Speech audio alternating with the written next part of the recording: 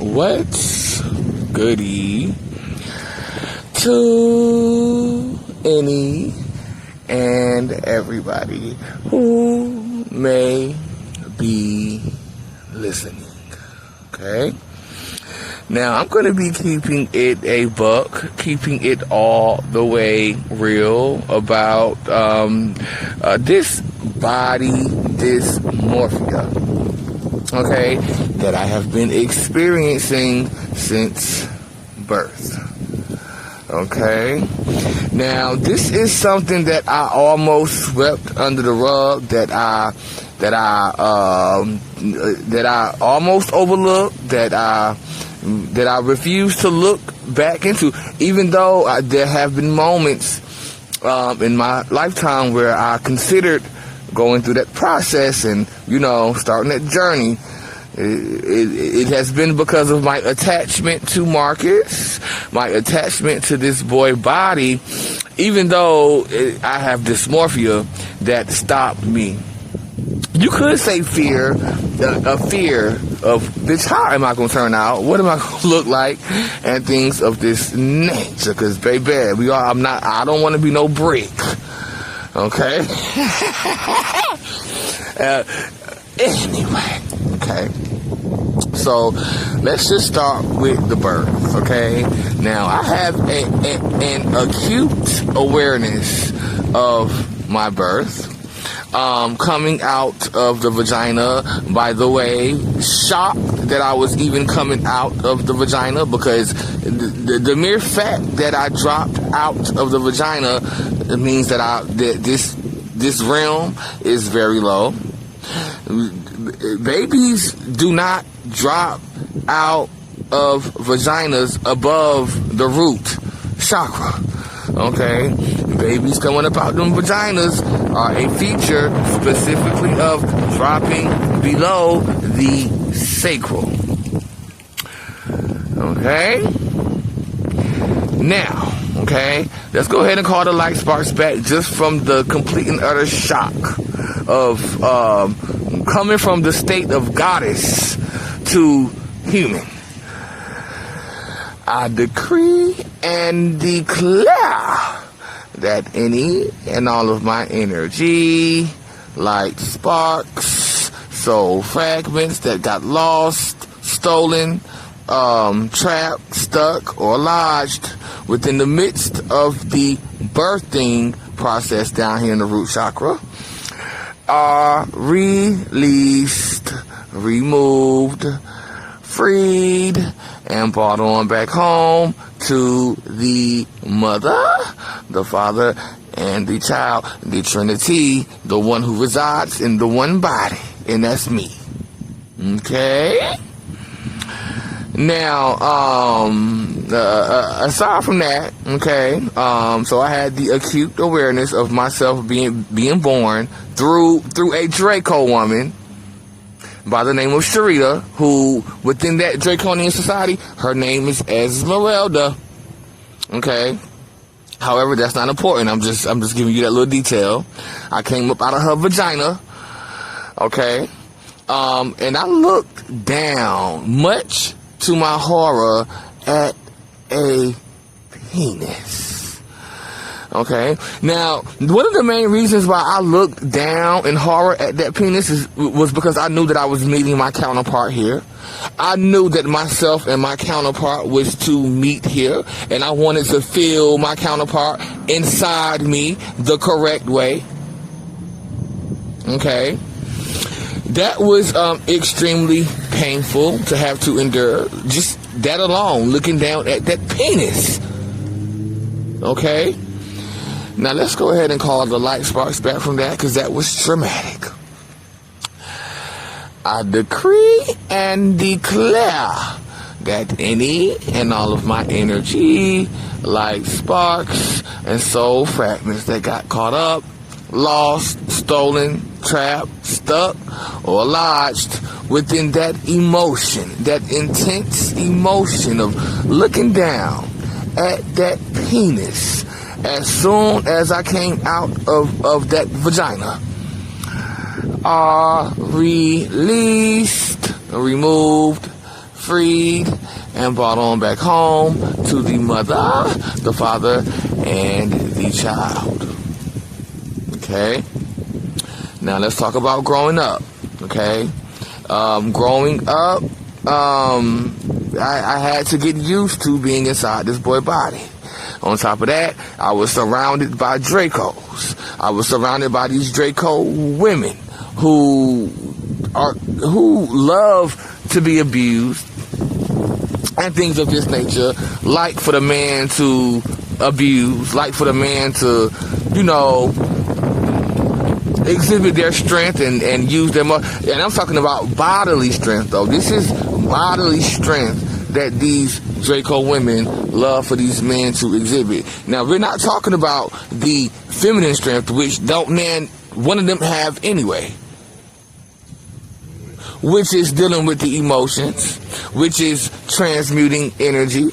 They don't know nothing about it because they like to be abused and slapped and fucked and smutted out and cream pie and things of this nature, and not know how to use the body that mother gave them. Not know how to go down inside the body to clear it or clean it. They just like to accumulate black orbs, accumulated with black orbs and dark matter inside their bodies, because they've been taught that they were nothing but carriers of babies by Draco women. Okay? So, growing up, of course, these women gave me a hard time for being a little feminine boy. Also knowing who I had been in these past lives and things of this nature. I was most definitely a little feminine boy, bordering on the line of girl. Okay? Now, also, by the time I got into middle school, in my mind, you couldn't really tell me that I was not a girl, because in my mind, I was, okay? Like, I used to have these sort of like imaginary friends, but see, these were people who really existed, but I would imagine that, I was in the clique with them and things of this nature. And it was purely imaginary, but so anyway, let's go ahead and call the light sparks back from that, okay? I decree and declare that any and all of my energy, light sparks, and soul fragments caught up, lost, stolen, stuck, trapped within the midst of any and all of those imaginary friends that I had in middle school, where we hung in the same clique. I used to I was hanging with the popular girls. But mind you that these were Draco women. These were Draco girls. Okay? The popular girls.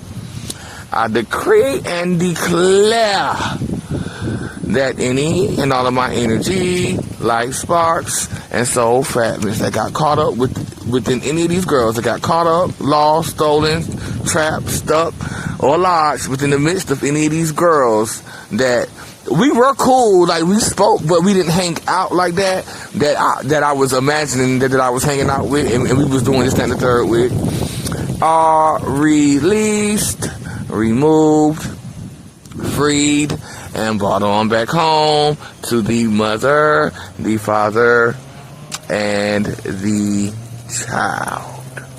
Okay? So now we get to high school. And I'm still fully fledged, feminine, up until about the 10th grade, where I decided to switch that off. I decided to switch that off because of, the people around me. Okay, at that time, I was most certainly not as strong as I am now. I was not as solid in my core at all. Okay, so let's go ahead and call the light sparks back from that. I decree and declare that any and all of my energy, light sparks, and soul fragments that got caught up, lost, stolen, trapped, stuck, or lodged within the midst of that switch up. That switch, even though it was fake as fuck anyway, are released, removed, freed, and brought on back home to the mother, the father, and the child. Okay? So the last thing I want to talk about, I want to talk about my few first sexual encounters. Okay? Now, these encounters that I've had with gay men, they were not fulfilling. Okay? And mind you that at this time I had no clue because by this time the early childhood experience had faded away. My past life memories had faded away. I had no idea that I was a mother. Okay, by the time I started to have sex with men, and I'm talking about gay men at that, so it definitely was not fulfilling to me. I gotta go ahead and call my life sparks back from that. I decree and declare that any and all of my energy, like sparks and soul fragments that got caught up, lost, stuck, stolen, trapped, or lodged within any and all sexual encounters that I've had with gay men, but especially the first few where I was ashamed of my dick. I was doing everything I could to cover it up, but little did I know that these men, the gay men that I was dealing with, they wanted to see it, they wanted it to get hard and all that. I found that to be extremely uncomfortable. Released, removed, freed, and brought on back home to the mother, the father, and the child. Okay?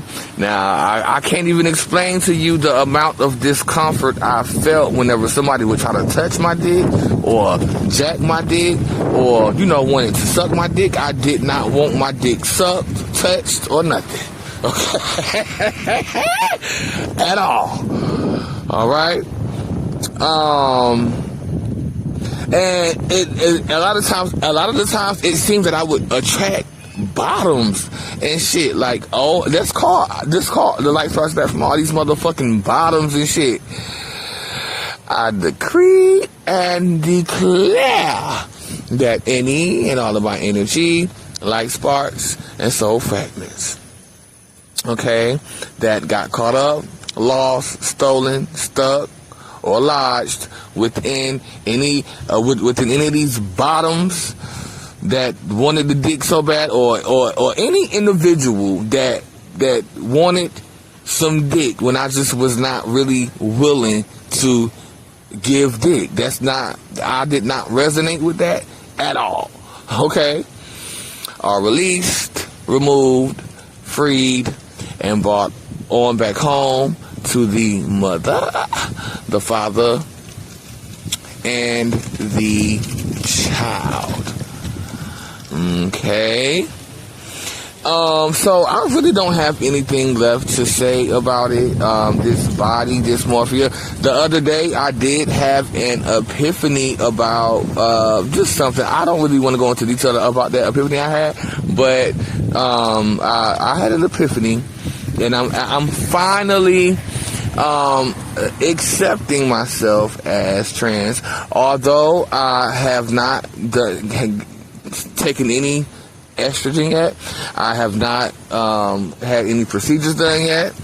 I am most definitely looking forward to this new journey and this new chapter. I gotta say that it's gonna be emotional. It's gonna be heartbreaking to let go of Marcus. I gotta say, Marcus is fine. He is one fine. That is one fine motherfucker, Marcus. Okay. Now that body, his body right. It's toned up. It's right. It's also sort of feminine. So once he get to taking them hormones, it's gonna fill out. The light sparks and my fragments are gonna know what to do, seeing as how I am the first, and that these bodies are modeled after my soul energy anyway. It was worth noting that. But there is some fear coming up about losing Marcus, because Marcus is phenomenal in every way. Okay, he has most definitely been the protector. He has protected me through this journey, this warfare that I've been fighting. Okay, and again, he fine. He is fine, and he got a certain swag about himself. He got a certain swag that's is nobody else has that swag. So I don't. That's part of the reason why I don't really want to give that up. But then again, this is about sacrifice, having to sacrifice, and I'm not talking about sacrificing nobody else to get ahead. I'm talking about worthy sacrifice. I'm going to be sacrificing Marcus to come into who I really am. Now, I don't know how my counterpart is going to feel about this, and quite frankly, I don't really care, because this is about me. This is about my comfort. I'm sick of this mustache.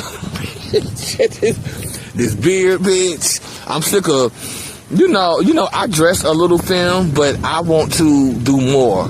I want to be able to do more. And that's something that I was not willing to do as a boy. I was not willing to wear dresses. I was not willing to go too far into that direction. But I am ready. Okay?